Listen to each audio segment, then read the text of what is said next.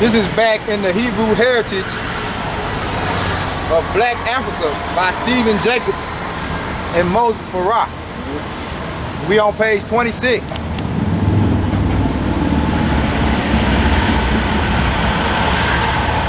Hebrew heritage of Black Africa. One of the interesting similarities between Ahshanti and ancient Hebrew customs is in the realm of childbirth practices. Oh, in the realm of childbirth practices. But I tell you, get Leviticus, what is it, 12? Yeah, 12th chapter. Go ahead. For example, the Ahshanti mother is considered unclean for 8 days after the birth of her child. On the 8th day, the child is given a name, and on the 40th day, a related ceremony is observed. In all of this, we certainly are reminded of Hebrew customs, says Williams, and correctly so. Even the restrictions and taboos of the Ahshanti woman during her menstrual period, including her seclusion, read like a page borrowed from the book of Leviticus. He says with obvious reference to the 12th chapter.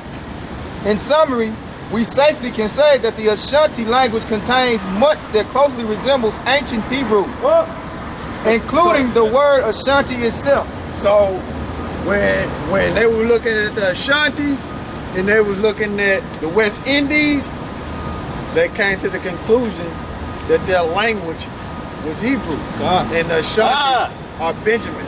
That's right. Okay, so they said on that. God. I got some more.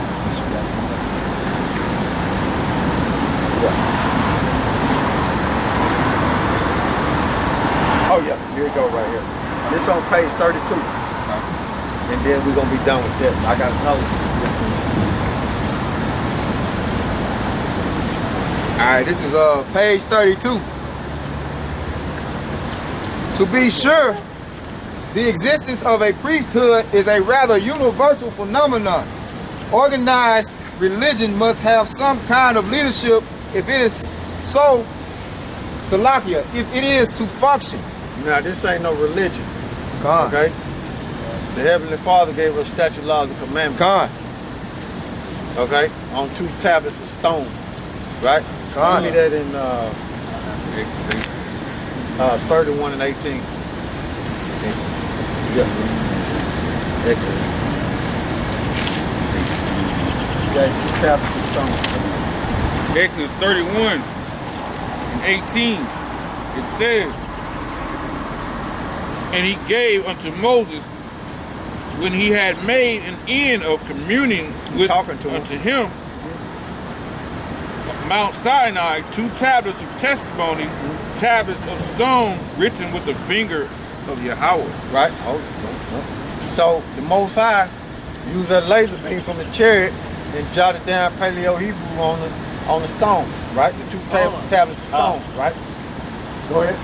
And when the people saw that Moses delayed to come out of the mount, the people gathered themselves together unto Aaron and said unto him, Up make us gods, which shall go before us.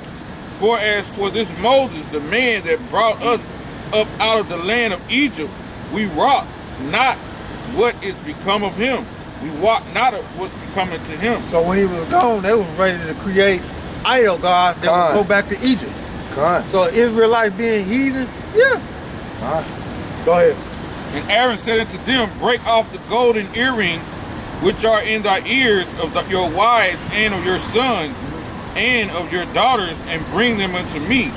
And all the people break off golden earrings which were in their ears, and brought them unto Aaron. And he reckoned them at their hand, and fastened it with a graving tool, after he had made a molten calf. And they said, These be thy gods of Israel, which brought thee out of the land of Egypt. So why wouldn't the Most High be mad at Israel? He giving them statute, laws, and commandments, right? And as soon as Moses is gone, what Israel doing? Going on. Forgot everything that the Most High how he just delivered. He just want to make up something out of Egypt.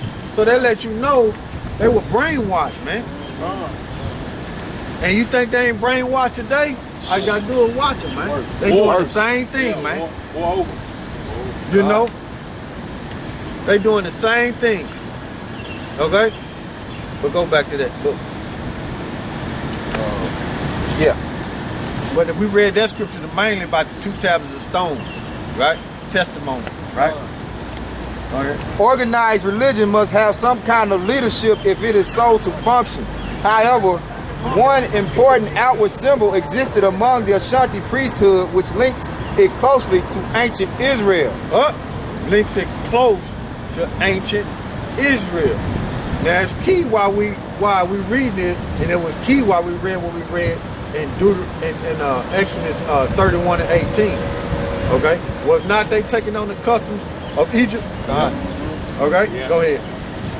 That symbol is the breastplate worn by the high priest as a symbol of their authority, including their right to represent the reigning Ashanti king or queen.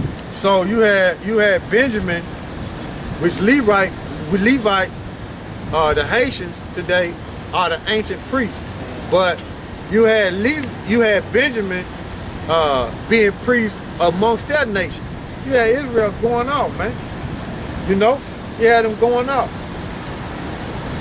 Okay, it wasn't that time. It wasn't that time yet.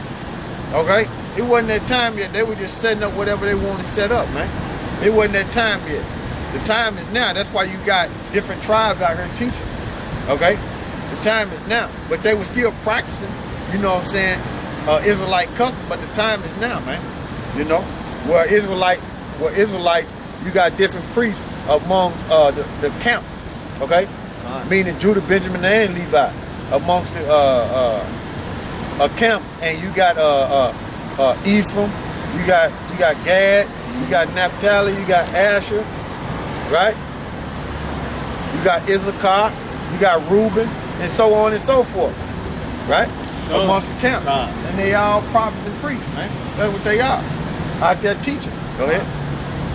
The accompanying illustration is entitled Ashanti American Ashanti ambassadors crossing the prop. It is a direct reproduction of an actual drawing made by Melting Pryor, an illustrator for the Illustrated London News.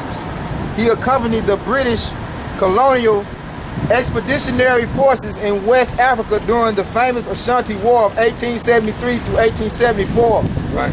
The illustration first appeared in the February 14, 1874 issue of the famous British periodical, which remains in circulation to this day. So you see, they're taking account of Benjamin, which is the Ashanti, and taking account and looking at the customs that they're doing, and they print it in the London newspaper. So they studying Jake. Okay? When they print stuff like that, that means they studying Jake, man. They know about Jake. Okay? Because that's what them reporters do. They do research. Okay? So they studying Jake, and they see Jake, which is Benjamin, keeping the customs of Israel. They were doing the customs of the Levite priests. They had on a breastplate. Okay? Go ahead. His presence on the battlefields of the Ashanti War is verified additionally by his wife in her own book written after his death. Stanley describes the breastplate worn by the Ashanti ambassadors but simply as a large gold-plated badge on his breast. Professor A.B. Ellis, who wrote a book about his own experiences on the Gold Coast during the same period, also says the Ashanti representative pointed to the gold plates on their breast as being their insignia of office. The exact details of this breastplate are shown in the illustration of Pryor, which Stanley put into his book. Why have we so carefully documented the authenticity and reliability of the illustration by Pryor? Of what importance is it as eyewitnesses proof of Hebrew civilization in Black West Africa? See that? Go ahead. The answer is that the square breastplate worn by the Ashanti ambassador seated on the raft in the middle of the Fra River in the very heart of Ashanti territory is comprised of 12 parts or sections, just as was the breastplate worn by the biblical priest. Exodus 28:21. See what you got? You see what I'm saying? So, oh, okay. I just wanted to show him the picture, but go ahead. But it is well to remember that the breastplate was not peculiar to the Hebrews. It was to be found as well in Egypt and probably elsewhere. See, the reason why it was found in Egypt because Israel was down there. Okay? Israel, them Egyptians, they would study Israel too. You think these nations don't study Israel? Okay?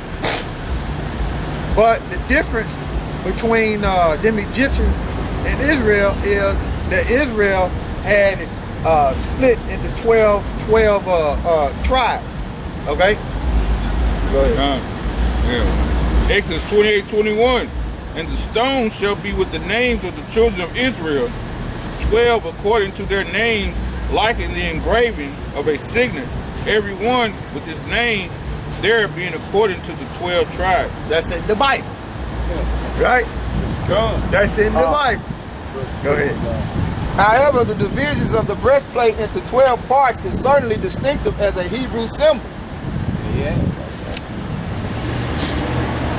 And this is, that's the picture that but you can barely see it, but you know what I'm saying? I know that sun be sometimes in the way, but you can barely see it. It'll focus in. You know what I'm saying? But you can see the breastplate on his chest. They on the river. I mean, they on the water, river, whatever, you know. But there you go. So that was dealing with the Ashantis. Oh, I got another thing too, just to add in there. Get it. Let's read that right. It's just an extra on page 121, the highlighted part. Yeah, the highlighted part. Okay. That's why I always say the first slaves came out of Spain in 1517. Okay. This is page 121. The slave trade in the Western Hemisphere began formally in 1517, the year the Spanish resolved to encourage immigration to Latin America by allowing each Spanish settler a quota of 12 Negro slaves. So that's why we always say that the first slave come out of Spain in 1517. So I found that picture too. Huh? That picture you was showing in the book. Yeah. Yeah, I found it. Oh, you found it? Yeah. Look clearer? Yeah. Show it to them. Come on. Make sure they can see it too, because sometimes you can't see it. Wood. Water, all right? Make sure they can see it on there too. Sometimes you can't see it with their phone because of the... Yeah, I got it. Where it is. Yeah, cause see the tree be kind of putting the shadow on that junk. Tree. Yeah. But show them that in there in that book 1517, the highlighted part. Yeah. So let's say you made it up. I know we ain't show all what we was reading. Sometimes we, you know what I'm saying? If you get the book, you'll see it. Or you get excerpts on the internet, you'll see it. That's why we say that through the spirit. You know? But I got one more. And then I'm gonna one more about the Ashantis. And then I'm gonna let you have it. I like that. All right, this is Ebony Pictorial, History of Black America, Volume 1. African Past to Civil War. Right? So, really, supposed to be Israelites.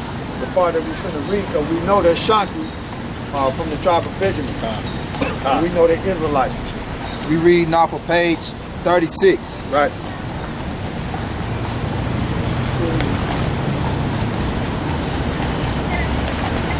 Alright. During the middle of the 17th century, a group of small and powerless group made up of Twi-speaking Akan people began to consolidate. Yeah, so in other words, they were speaking Hebrew. Okay, go ahead. The purpose of the consolidation was to offer resistance to the overlordship of the Dinkyra, Take your time. Dinkyra.